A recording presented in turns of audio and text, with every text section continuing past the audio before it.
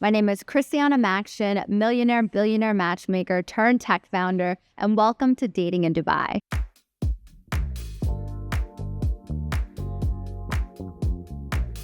Meet Alex, CEO of a global advertising agency, a devoted dad, now ready to find his one in Dubai. Today, we're at Rare Brasserie, a proper steakhouse with a deep wine list, live piano, and the kind of energy that turns dinner into a long night.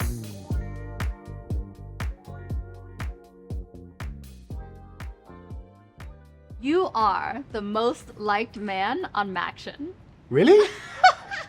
So Are you joking? I am not kidding.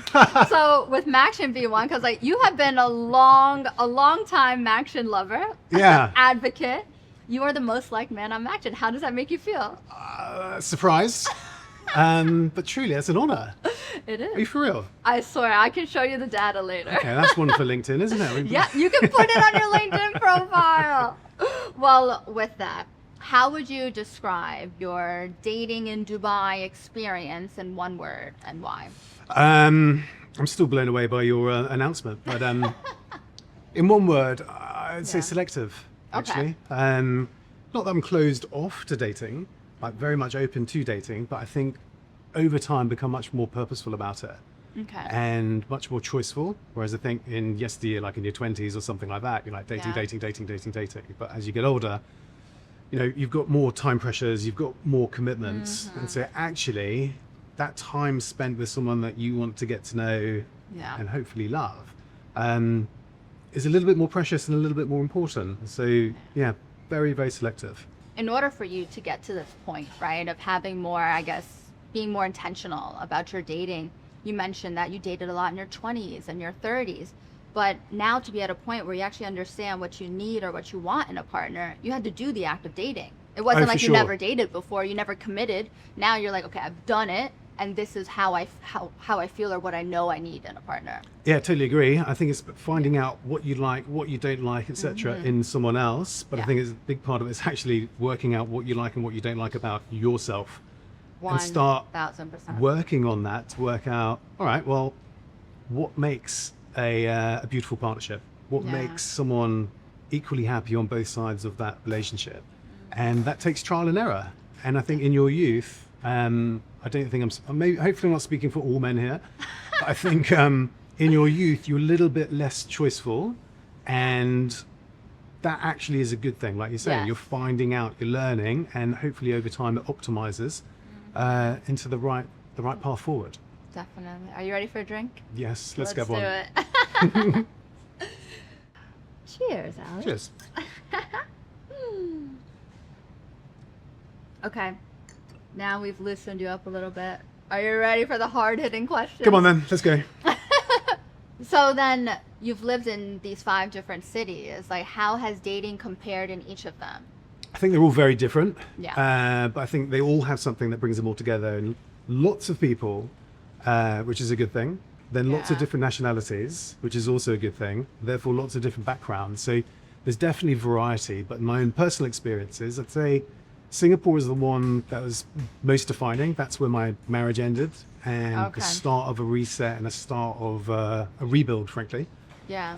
But I think New York gives you confidence in my experience. How old were you when you were in New York? I was in New York in my mid-20s. Okay, so yeah, and I grew up in New York, right? So I was there, obviously teens, but like only really dating from like 21 to like 26. Yeah. And so what was your experience? And I'll tell you mine.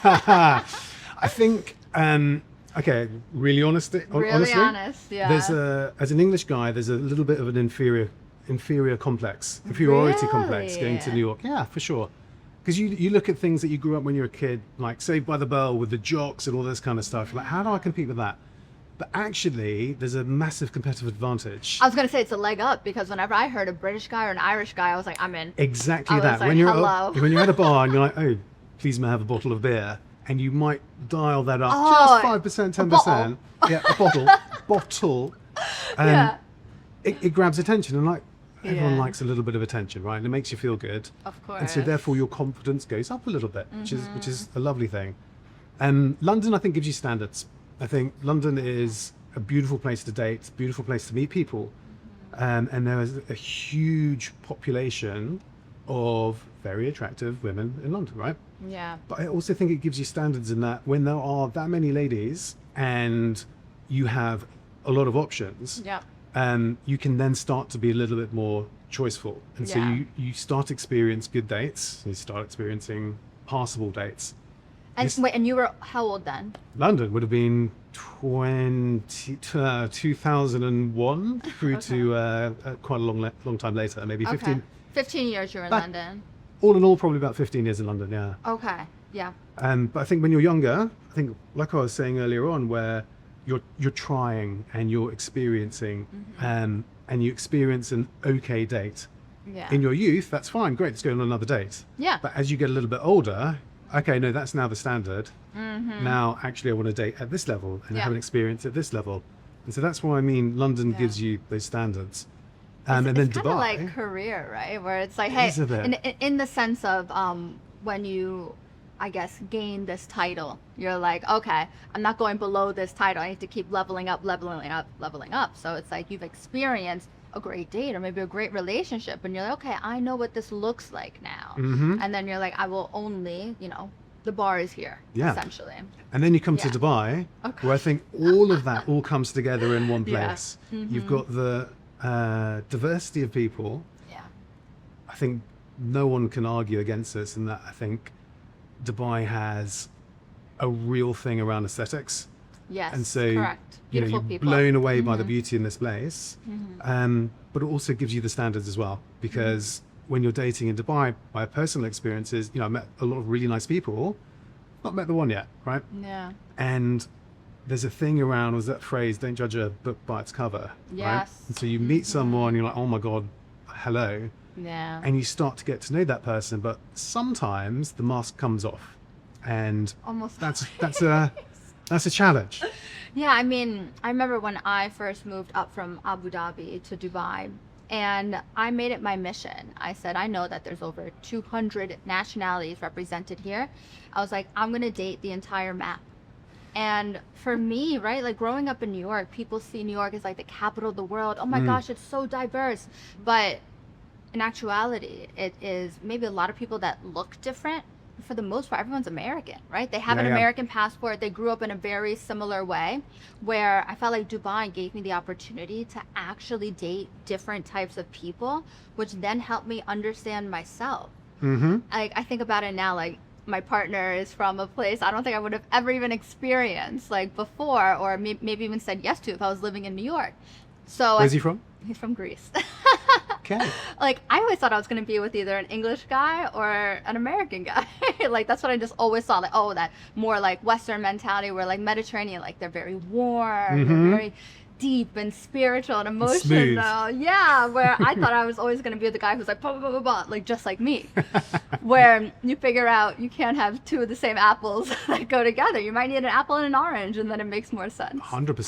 But Yeah. I think that's the thing about dating, right? Where Yeah. you're, especially with apps. Okay, we might as well talk about apps given Yeah, we're going to the talk context, about right? it. We're getting in it. Every app shows you where this person comes from and Yes. what languages they speak, and that Yes. you're automatically filtering on the back of that, subconsciously and sometimes consciously. Yeah. And I think, if you take your example, you probably wouldn't have met up with them, let alone build a relationship with them, right? 1000%. Yeah, like I think about it too, and even maybe past relationships, like making that first judgment call without even like knowing who that person is. And even in my line of work as a matchmaker, I hear a lot of people say, I don't want to date this type of nationality. Take that off my list. Where I then like dig and I pry a bit and I go, why? Why? Like, what is the reasoning behind it? And I always come to the same conclusion. I'm like, do not paint everyone with one brushstroke, because people are so individual. You can't just like knock a whole country No. off of it, where I actually think Dubai gives you that opportunity to explore more. And why not say yes? Like, this is how you're actually going to find success, by learning more and meeting different people. Like, I think off camera you were talking about an experience that you had. You might have made like a quick judgment on somebody and then it turned into a great relationship. Yeah. It's quite the opposite, but Oh, yeah. okay, go. Tell your story. I don't want to put words in your mouth. I think we were talking around good dates and bad dates in Dubai. Yeah. And I'd always had a certain filter on certain nationalities, like no, even though I partly come from that country, which is a little bit weird. Yeah. And actually, a very close friend of mine said to me, "You're missing out here by not saying yes. Like you cannot tell a book by its cover, judge a book by its cover. Not everyone is the same. Give it a chance." And like, begrudgingly, okay, fine. And so, plucked up the courage and asked this girl out on a date, and automatically went in there with very blinkered vision. It's going to be like this. She was going to be like this, and being quite stoic about it. It's totally wrong. Like, it was a really nice experience. You, right? Yeah.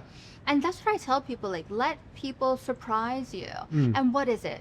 An hour, 2 hours max out of your day? I mean, it could turn into 5, 8, 9. It depends if it's a good date or not, right? Yeah, it depends if it's a good Lunch, date. dinner, then weekend away. Then drinks, yeah. Yeah, so good. Well, I'm glad to hear that. You're more of an open-minded kind of guy. Very much so, yeah.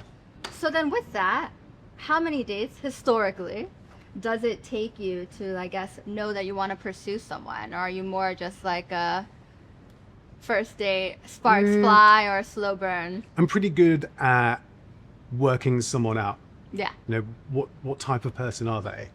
And so, after like 5 minutes, whether, okay, I'm attracted to you or not. Physically. Yes, Oh yeah, purely 100%. physically. Yeah.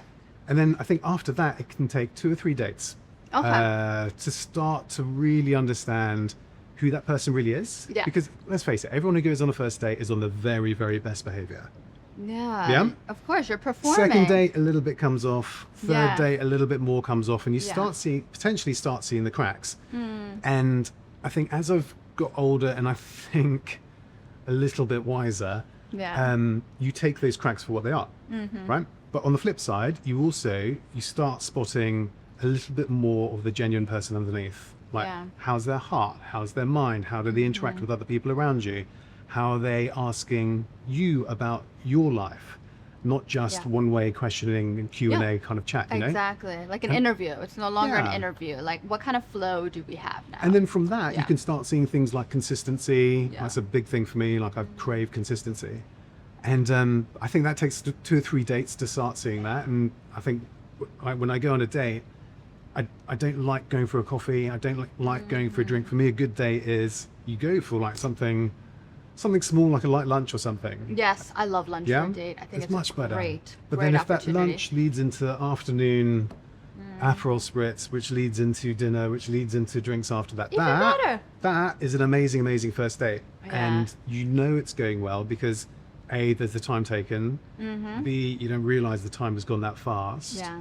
I think another part of it is during that time scale, it's very hard for someone to keep up an act for 9-10 hours. You're like, get more drinks and so you then start let's seeing figure who it that out. person really is a little bit more quickly. Yeah. Well, that's a good way. Let's cheers up. Let's do our first course. Let's do it. Cheers.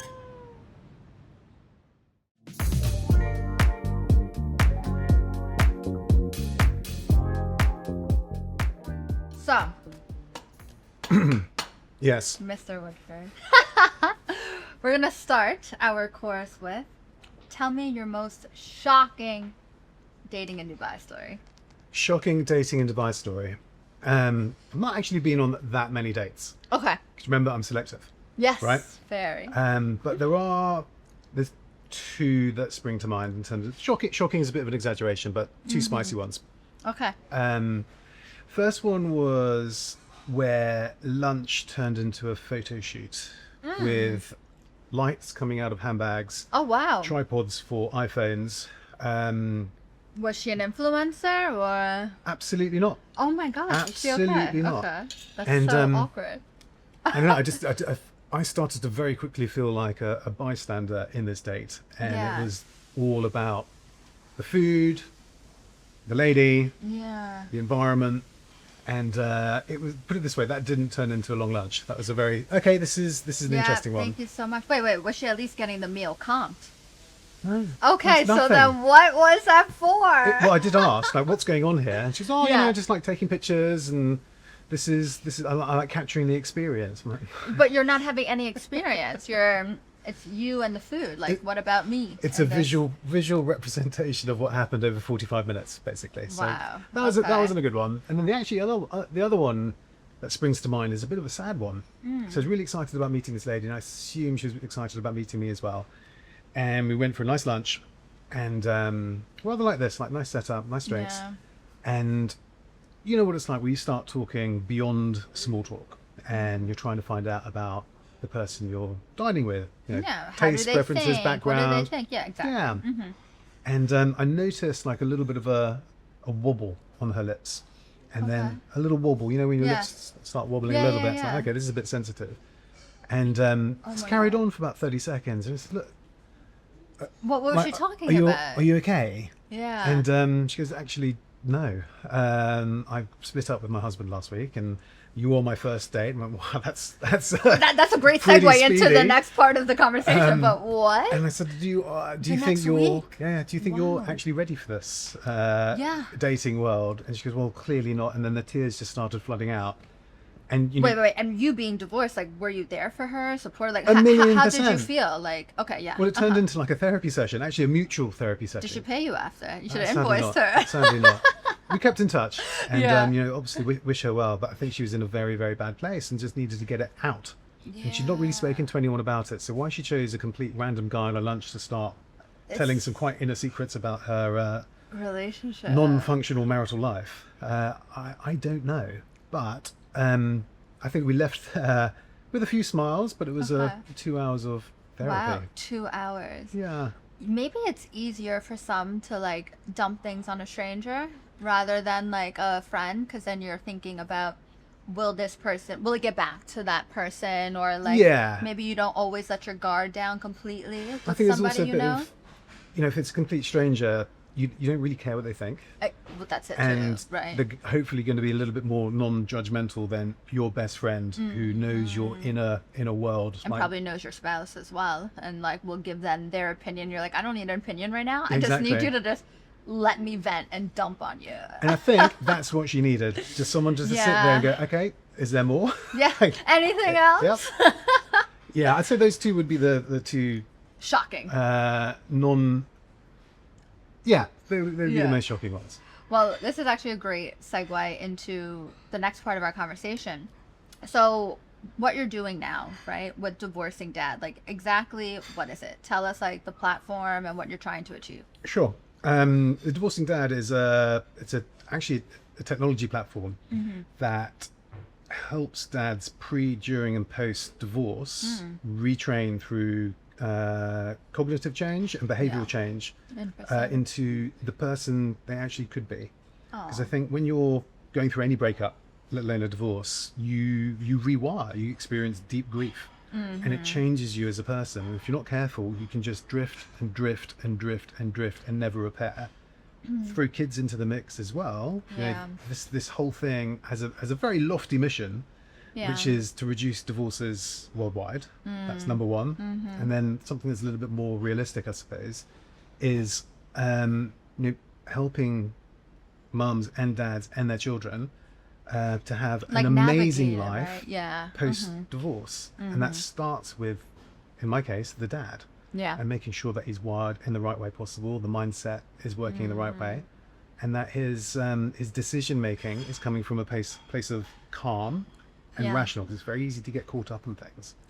I bet. I mean, obviously I haven't been through a divorce, but I have been through breakups. And I remember this, like the person I had moved to the UAE with, and we ended up splitting. And I then experienced my own kind of like expat loneliness and grief, because when I first moved, my friends were his friends. I didn't have any friends. And then I'm here on my own in a country halfway around the world. All I knew was New York before. It's scary. And then you have to like build yourself, build your confidence, and then kind of also you need to start becoming more confident in the choices you start making. You're like, you start doubting yourself. You're like, Yeah. have I always been a bad decision maker my entire life, and now I'm in this position?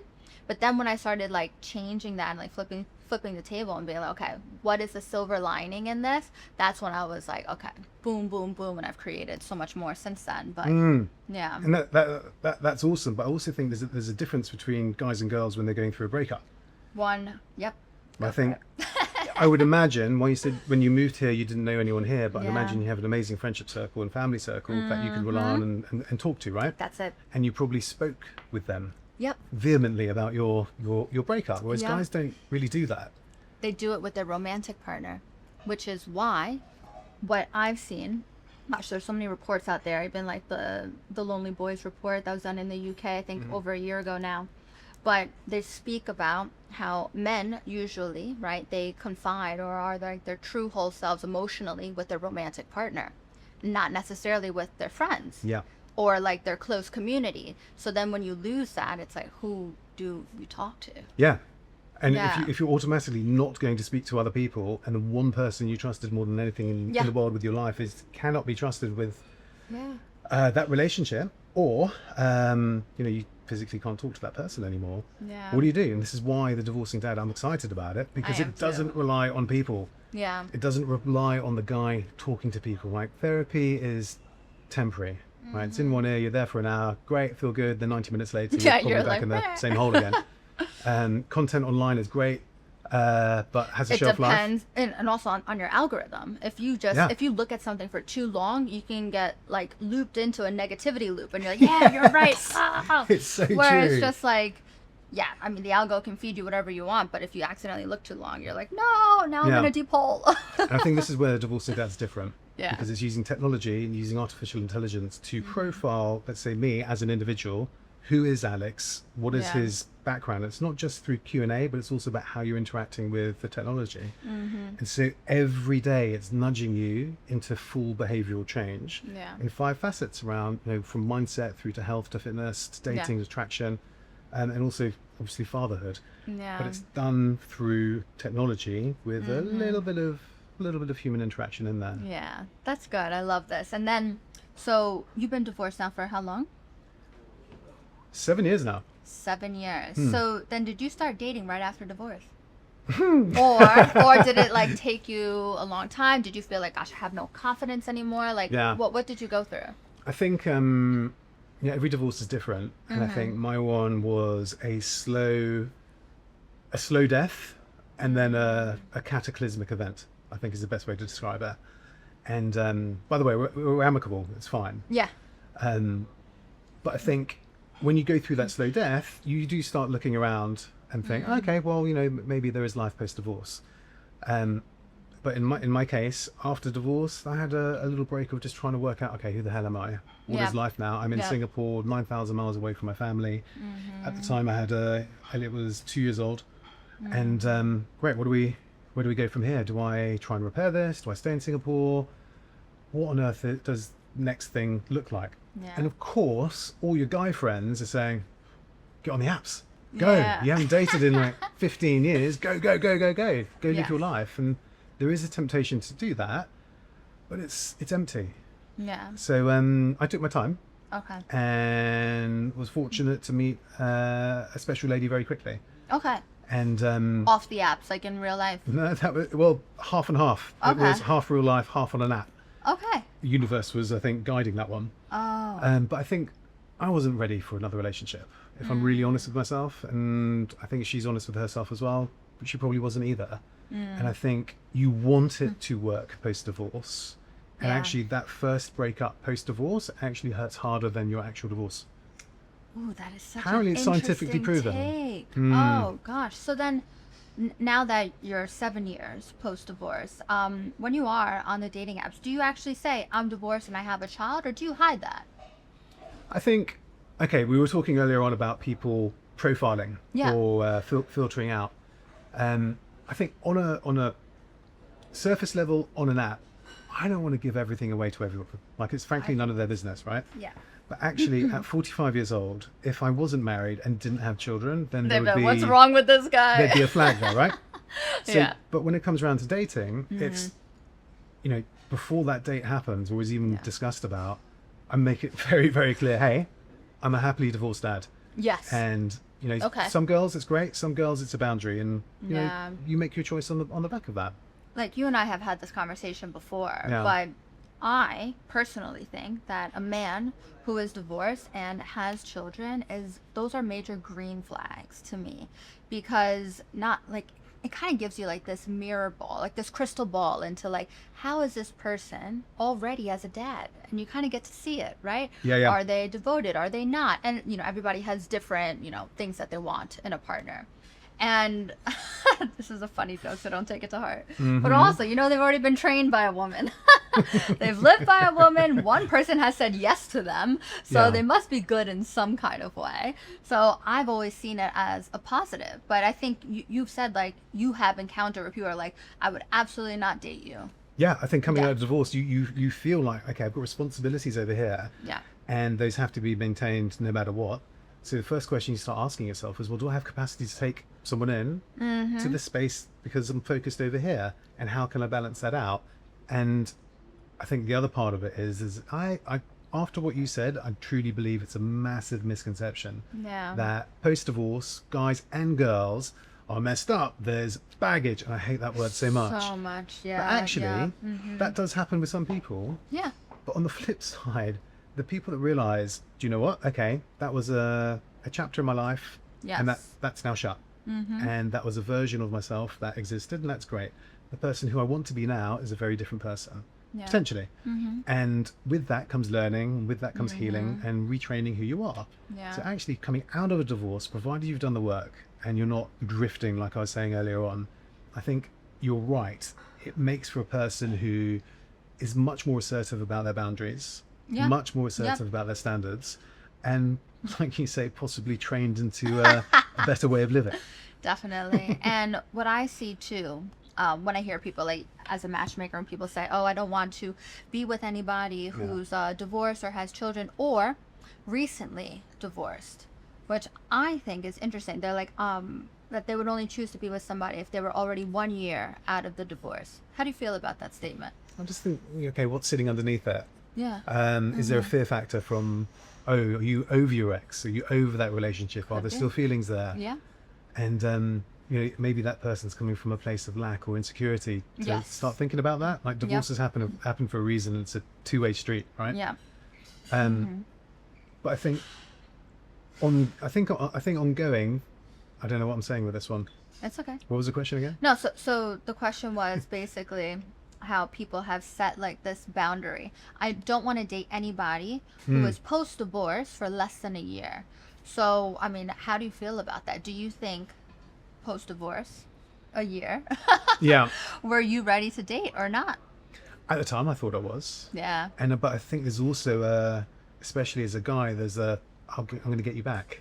I'm going to go date now. And so you will force yourself, which in part is a good thing because you're getting yourself out there and you're not wallowing in your sorrows. Yeah. But at the same time, it's a bad thing because no one wins from that. Like, you don't win against your ex. The person you're going on a date with, there's nothing in it for them because nothing's ever going to move forward. And so actually you're left with this, with nothing at the end of it. It's completely empty. Yeah, I also think that everybody has their own journey, right? Yeah. You can have a very different divorce than somebody else, and they can be in a very different position where, like, hey, we split amicably because, we just realized we were friends. We were just really good roommates at the end. So I really don't like when I hear people putting, like, very strict boundaries on, like, who they're going to choose to date, like, just from, like, on paper data, where I'm like, go meet the person in person, because that's when you're really going to understand, hey, do I get on with them? Not are they perfect on paper. Do I get on with them? And then let the relationship, unfold the way it's supposed to unfold. Yeah, I think you're right with that. And I think when you look at most apps out there at the moment, or most most dating apps, it's built to do that. Yeah. Like automatically when you're searching, you're ticking off boxes, don't want that, don't want that, don't want this. And then you're left with a pool of what you think is right for you. 100%. But it's not always right. No. And actually more often than not, it is not right. And someone will come into your life where they fit outside of what you think is right for you. And we all hope that's going to happen.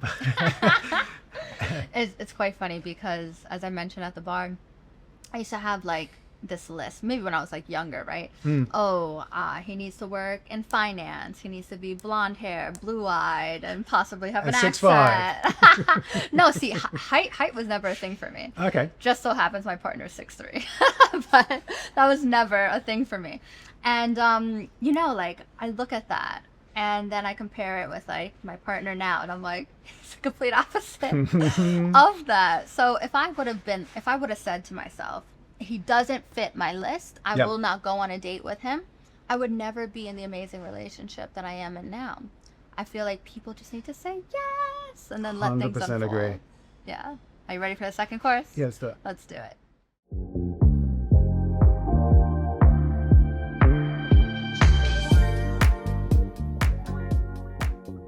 Okay, Alex. So, you're on Maxion 1.0. Most liked man on Maxion. What a title. I still can't believe that. Add it to your LinkedIn. And gosh, what we realized with Maxion was, you know what? We weren't achieving the mission that we really wanted to in terms of having our North Star metric as successful dates. Felt like we were turning into every other dating app, optimizing for likes and messages, where I was like, let's reset. I always say that great founders pivot, they don't quit. So we are now relaunching with Maxion 2.0. And instead, the way that you're actually able to see people is only if you post an opportunity to meet on our dating marketplace.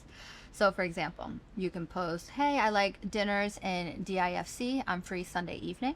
I can then show interest, and whoever you want to go on that date with, you can then send them the date invite. If I'm a woman, right, I can say, hey, I like walks on Kite Beach. I'm free Saturday, 2 p.m. Then you, as a man, would then send me kind of like your offer. Hey, I'd love to do it with you. And then I get to choose who I get to meet. Fantastic. Yeah, basically the tagline is meet first, match later.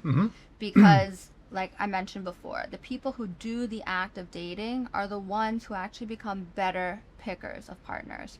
So with that, would you be somebody who posts on the marketplace? 100%. Hey, 100%.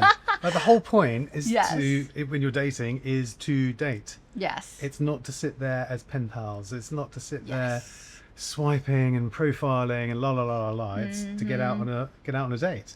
Yeah. And I like this way of doing it. It sounds exciting in that it's a two-way street. So so correct me if I'm wrong, I can say, hey, I love going for dinner on the Palm or lunch on the Palm. And then ladies who are also interested in that would be Show like, interest. I'll come. I'd love to join you. But you get to choose who you're going to go with. So a date actually happens. Yes.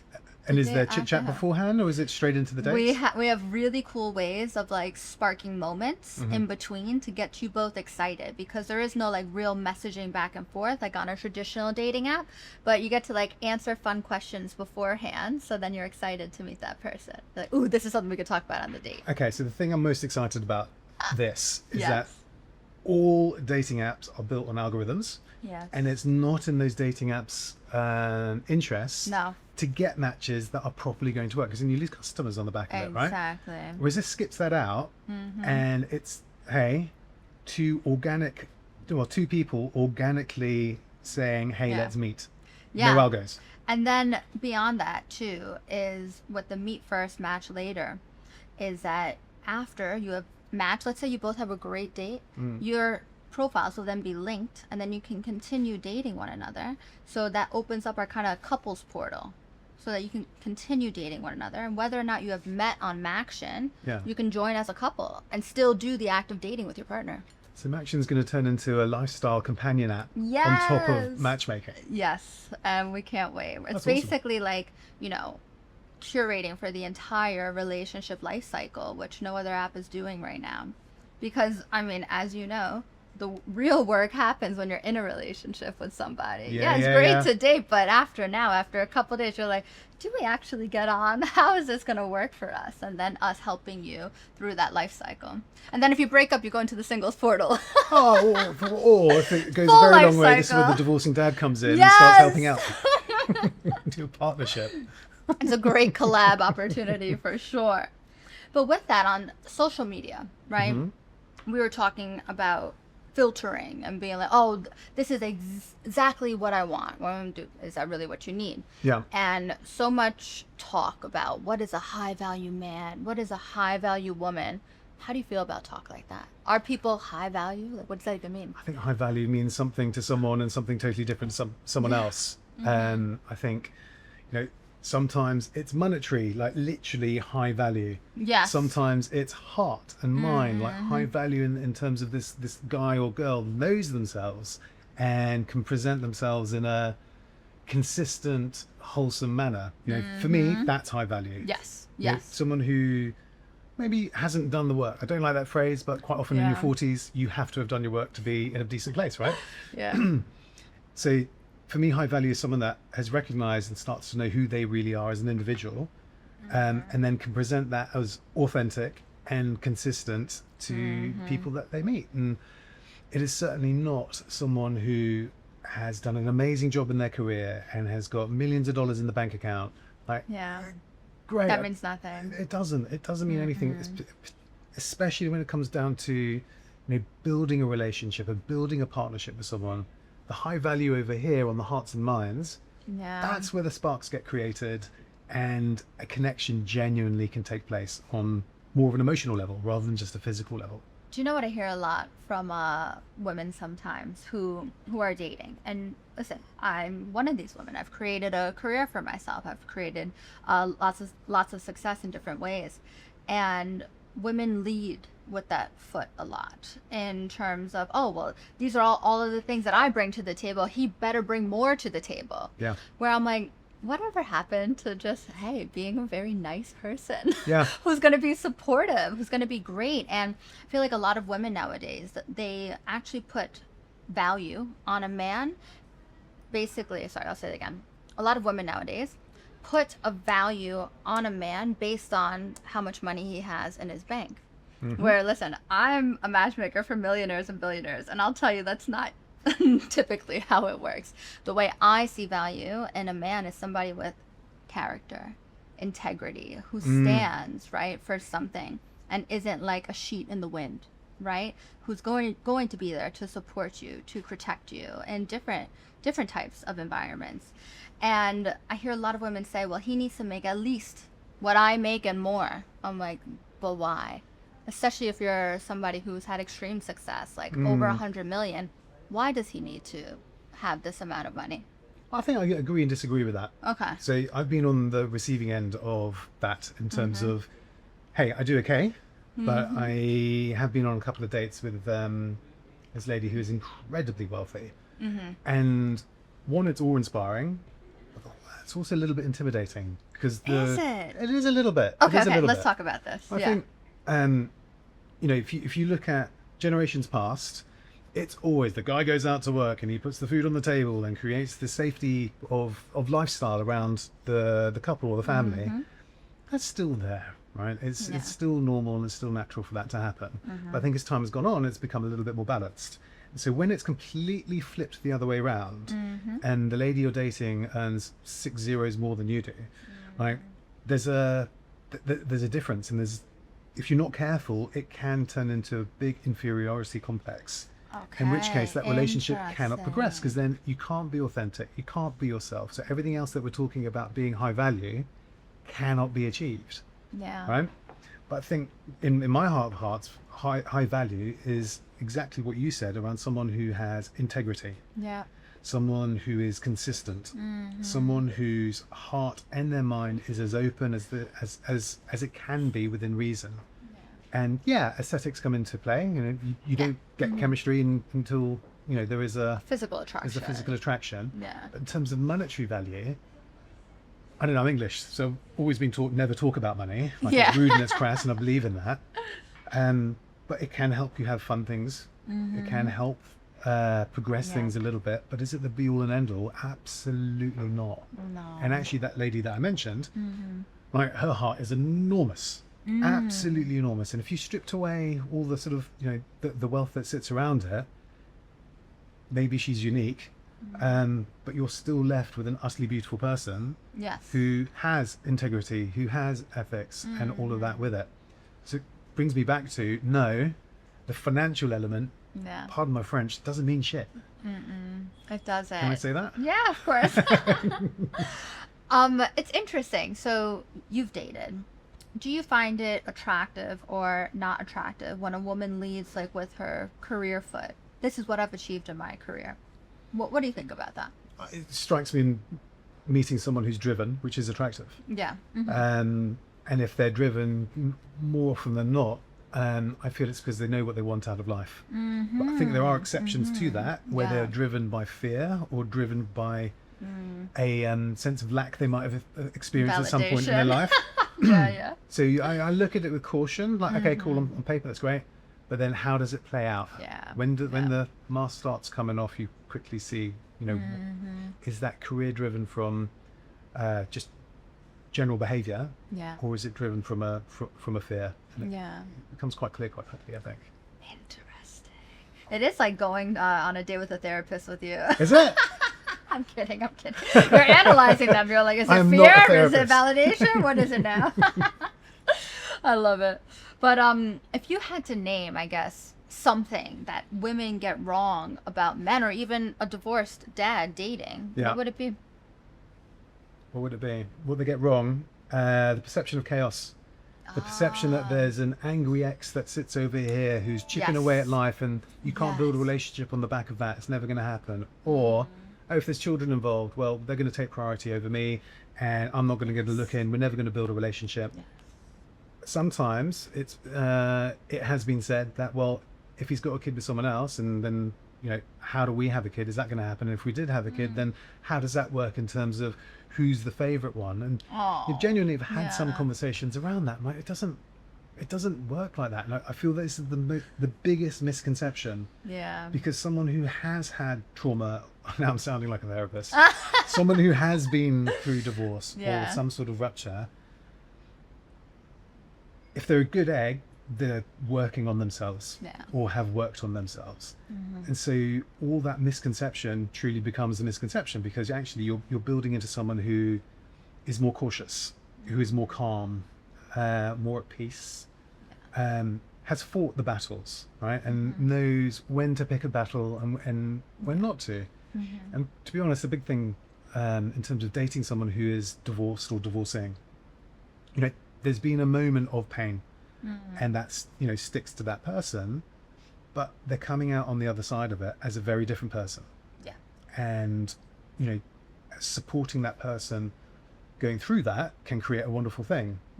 But it's not your job to support that person. And if you're having to support that person, possibly they're too early in their sort of new life to go on dating. Like the date you had with the that was possibly a little bit too 1 early. week post split.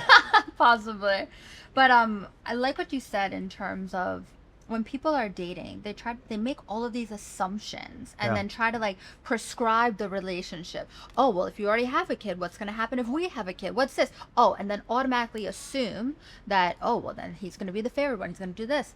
Where I read a book. Gosh, I cannot remember the name of it, but it basically had like 4 rules about life. All right. And one of them was about don't make assumptions, ask for clarity. Like, just like, because when you start assuming, like, that age-old saying, you make an ass out of you and me, right? Drilled into me as a kid. Yep. And even when I think about my relationship and like whenever we get into like times of friction, I have tried to train myself to say, what did you mean by that? Instead of, I can't believe you said that. And then even that has like helped the way that we solve things together. It's just about talking. Yes. Like, it sounds so simple when you break it down like that, but some people, but it's generally about talking it out. And I think we were talking earlier on about friction and resolving things. Like, if you're not experiencing any friction in that relationship, well, something's being hidden. Something's not quite right. But there is a limit to what's acceptable and what's not in terms of friction, right? Yes, I think friction is great in a relationship. I feel like we were painted this fairy tale of Disney relationships, that everything is perfect. And if you see the one hint of friction, you must flee. When I actually think it's a great opportunity to see how well the two of you can solve things together. And maybe it also will reveal, hey, this might not be the right partner for me, because it just seems like we can't get over these little humps. Totally. And then, because like we said, life is not linear. You're going to have like this. So is this person going to be a good partner for you in terms of moving through life? Isn't that what they also say? Like, when you repair an argument or a disagreement, the way you repair builds that relationship to make it so much stronger.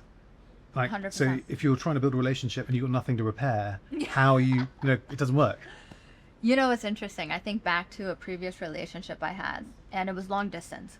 Every time we met up was like once a month, once every 3 weeks. We were on a holiday together. Mm-hmm. Oh my gosh. So the relationship was amazing. And then we move in together and we're like, oh, this isn't as great as I thought it was. Yeah. And then the relationship blew up. And now I think about my current relationship, and yes, we've had bumps in the road, but I thought there were great opportunities, and like it actually makes you stronger, which I think if you've never really experienced that or tried to work through it, that might seem like such a foreign concept. Mm-hmm. But if you're meant to be together, you go, wow, that actually made me understand you better, hear your perspective, and now I know how to move forward with something. Totally agree. And you're seeing Yeah. the other side of that person that you will have never seen before. Yes. And sometimes it's quite scary, but sometimes it's actually the most beautiful thing, like how Yeah. someone comes to a relationship to repair a challenge. Yes. For me, I think is a really, really attractive thing. Yeah, definitely.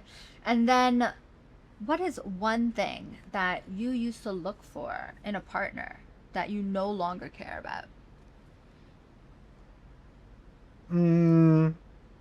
I think it's care less about. I still care about it, but it used to be the be all and end all. 20s and 30s was all about aesthetics. I was my younger was quite materialistic, and what did things look like? Were they shiny? Were they this, that, and the other? And then I'm in. Like that's what I want. Yeah. That's what I want. And I think as I got older and more experienced, like we were saying earlier on, around when you're dating and you realize, okay, well, actually that's not for me. That starts coming out of it. So aesthetics is still important. Yeah.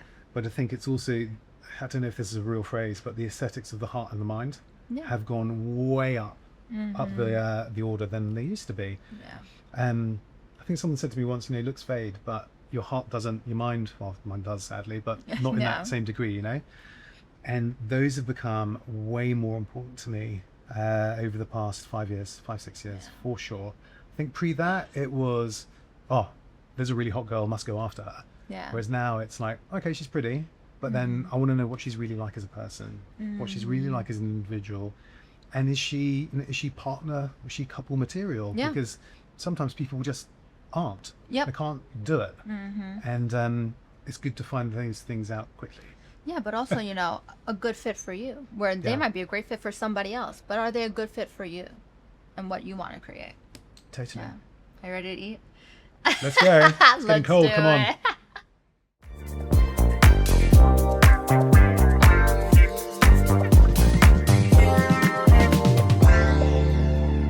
We've come almost to the end of our journey. Are you More, sad? please. Don't worry, there's some more.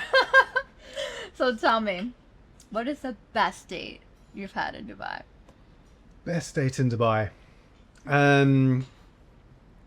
One does shine through stronger than others. Okay. So it sounds really boring when I talk about it, but this just was the best date. So it was a lunch. You love a lunch date. I love lunch. I do love a lunch date too, though. I think Christiana, they're I'm perfect. 45 years old. I can't handle anything past 10 p.m. I know. Like, I have to have a lunch Yeah. date.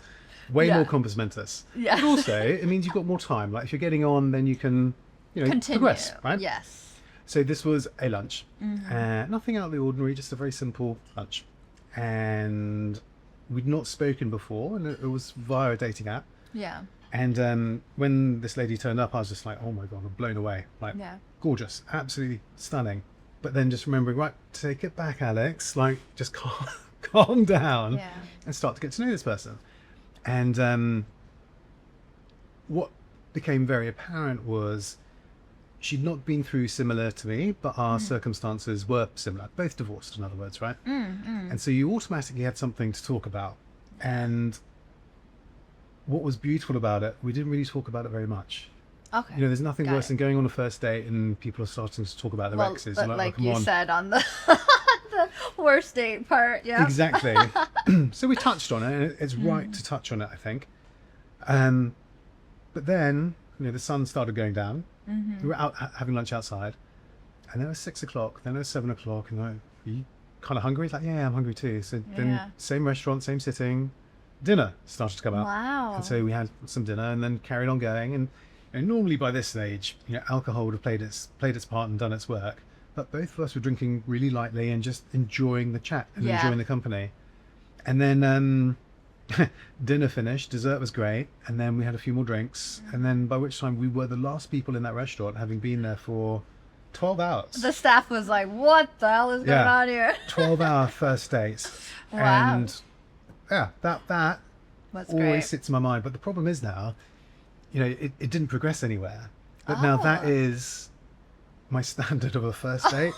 Like if it's not So knocking girls, on, if you're gonna go on a date with Alex, Yeah. you better be ready for a marathon. Jeez. if it's not knocking on 12 hours, there's no second date. Well, that brings me to my next question. What are your dating cheat codes? Like when you go on a date, what is something that you kind of like look for or feel that you go, I definitely want to continue seeing this person? Confidence, I think, is a big one. I think it's really attractive, but I think there's a balance. Okay. There's being confident, but then there's being selfish in the conversation, I suppose. And I think I've been on a few dates where a very confident lady's talking brilliantly about herself and her world, and it's nice to listen to, but there's only so much listening you can do before you're like, oh well, Yeah. What about me? I'm here. Is there anything you want to know about me? She already prepared her PowerPoint. She's like, this is me. It was full podcast as well. Oh, And God. but I think so that confidence is brilliant. I also think it's endearing as well when someone starts showing a little bit of vulnerability on a date, especially a first date. I'm not saying tears out, here's my wardrobe of challenges, but Yeah. it's like you start to understand that person for who they are. I find that really attractive, just opening up. Yeah. So balanced conversation, opening up a little bit, being a bit heartfelt, but also just seeing the mannerisms. Like, what's their body language like? How do they present themselves? How do they talk about things? What are they passionate about? If someone's passionate about something and they care about something, to get the third date, it's the consistency from date 1 to date 2. Because there have been times you go on a date with one person on a first date, and then the next time you see them, it's like a completely different person. Yes. So yeah, confidence, some drive, Yeah. being endearing by showing a little bit of vulnerability, being inquisitive, and having a balanced conversation. And you know what? Being someone that I can see appreciating balance in their own life, right? Because I might have talked about that 12-hour date, but sometimes it's nice to go do something that's not a 12-hour date. It might be something nice to go for a walk on the beach, or go play paddle, have a game of tennis, or play a game of golf, or whatever it is. Yeah. Like that balance, and having a degree of interest in their life. Because I think one thing that I've learned about dating and relationships, I always used to think that when people come together, that's it. Those two people, you make a circle, then bam, that's a relationship, and they live happily ever after. But obviously the reality is not that. It's a Venn diagram. One person here, another person here, and you've got this beautiful bit in the middle where your relationship can blossom. If I can see there's a space in the middle, I'm pouncing on that second date. Yeah. Well, you and I were just talking about off air. Some people think that a partner, or somebody that they're going to choose for a relationship needs to be a carbon copy of them. They need to have the same exact hobbies. We need to do this. We need to do that. And oh my gosh, if they're not a marathon runner like I am, then it'll never work. Where I'm like, I think there's such beauty in two different people coming together, forming a union, and then having their time together, but their time apart to be their own people. And you mentioned about having a passion, right? I always say, like, the best first date question is to basically ask somebody, hey, what are you really passionate about right now? And not only does it give that person like that kind of door open for them to shine and to tell you, oh my gosh, I'm an expert in wine, I'm an expert in cheese, I love horseback riding, whatever it is, that person gets to shine, and then you get to learn something new. Let's say you don't know anything about wine or cheese, and you're like, oh, I just learned something new. Agreed. And then it's a date that you won. but also, I think when someone is getting passionate about their passion, and you can see it in their eyes, and you can hear it and feel it in their voice, I think that is one of the most attractive things, because then you've got that true person who is that person really at heart. That's the one. That's amazing. And even that can open the door for vulnerability, right? It does, I think people confuse vulnerability for you need to cry on a date, or it's like That's happened. That has happened apparently. No, but it's more about just opening a door to you, Yeah. Right? Hey, I'm letting you into my world a bit. And this is something I'm super passionate about. And I feel like that's a perfect question to kind of maybe like unleash that in somebody. I think it's also a good question quite early on. Yes, because exactly. sometimes, I mean, obviously this never happens with me, and there's stifled conversation and small talk. Kidding. Yeah. But like you're saying, it's a great way to open up on a Yeah. subject, because automatically that person is the expert on what they're And then they're passionate comfortable. They get to relax a little Yeah. bit, right? And then be like, okay, I'm here. about. Exactly that. And settle in. So now that we know your cheat codes, Uh-huh. what are you looking for? I want a wife. I genuinely do. I know you do. Yeah. What am I looking for? I'm looking for, okay, look, I married the wrong lady. I've met the wrong ladies ever since, but they've all been decent experience in their individual ways. Yeah. And now I know what I want. Yeah. And it is someone who we've just described, actually, someone who is passionate about things, has their own life and their own interests, has a heart with consistency, has a beautiful mind. That sounds like I'm asking for a lot here. Aesthetics obviously come into play, but at the end of the day, someone that equally wants to invest in a relationship Yes. and build something together. That's absolutely what I'm after. I love it. I want to thank you so much for this open conversation. I feel like you really gave us a different perspective than the other kind of guests that we've had on. Dating post-divorce, dating with the son, lovely son. So thank you so much for sharing. Thank you for having me. It's been fun and the food's been amazing. Good. Thank you so much. Yay. You've heard the conversation. Now it's time for you to take action. If you're done with swiping and want to get on a real date, download MATCHMAKER on the App Store and apply for membership now.